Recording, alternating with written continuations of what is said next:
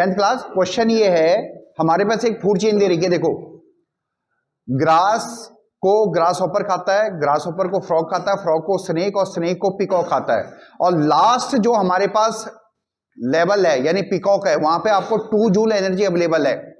तो क्वेश्चन ये है कि ग्रास पे कितनी एनर्जी अवेलेबल होगी। हम अपनी तरफ से बना सकते हैं कि हर लेवल पे भाई एनर्जी बता दो कितनी है। ये गॉट माय पॉइंट ना। तो इसमें जो की कंसेप्ट है वो ये है कि नेक्स्ट लेवल पे केवल 10% एनर्जी ही ट्रांसफर हो पाती है। ये गॉट माय पॉइंट ना। तो यहां से कैलकुलेट करते हुए आते हैं कि स्नेक के पास कितनी एनर्जी रहेगी। मान लिया स्नेक के पास x जूल एनर्जी है। कितनी है? x जूल एनर्जी है। तो x जूल का 10% यानी 10/100 ही आगे जा रही है ना, और यही इक्वल टू 2 जूल है ना। जब हमने इसको सॉल्व किया तो आंसर आया हमारे पास 20 जूल। कितना आया? यानी स्नेक के पास कितनी एनर्जी है? 20 जूल। अरे गॉट माय पॉइंट, ठीक है। इसी तरह से हम फ्रॉग के पास जो एनर्जी है उसको y मान लो।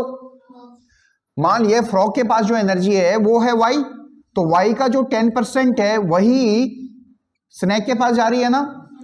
तो जब हम इसको सॉल्व कर देंगे तो आ जाएगा 200 joule. You got my point ना। तो यानी फ्रॉग के पास कितना आया? समझ में आ रहा है?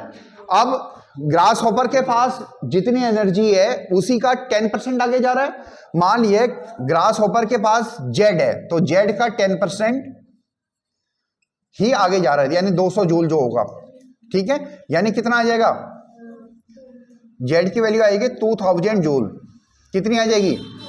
यानी यहां पे आ जाएगी 2000 जूल। अरे गॉट माय पॉइंट ना।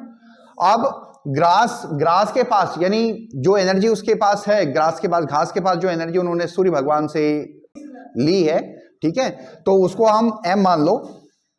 तो m का जो 10% है वही हमारे पास 2000 जूल के बराबर है ना। फिर कट जाएगा और हमारे पास m की वैल्यू कितनी आई?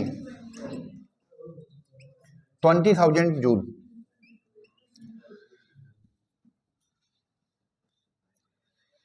ये गॉट माय पॉइंट आया? समझ में नहीं आया?